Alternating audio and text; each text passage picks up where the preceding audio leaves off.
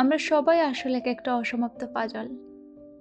আমাদের জীবনের ছোট বড় অভিজ্ঞতা, স্মৃতি আর সম্পর্কগুলো হলো সেই পাজলের একটা টুকরো।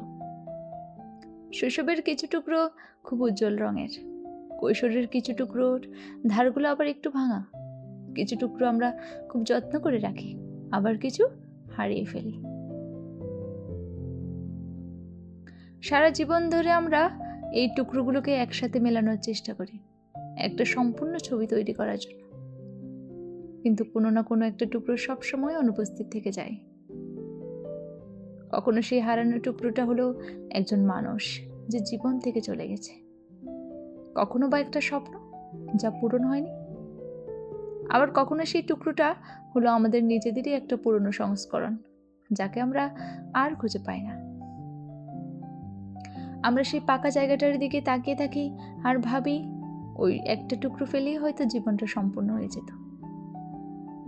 কিন্তু সত্যিটা হলো কোনো ফাজলই পুরোপুরি মেলে না।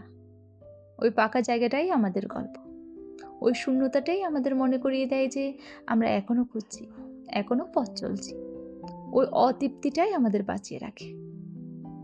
সম্পূর্ণ হওয়াটা হয়তো জীবনের উদ্দেশ্য নয়, টুকরোগুলোকে খুঁজে পাওয়া আর তাদের গুছিয়ে রাখার এই যাত্রাই হয়তো জীবন।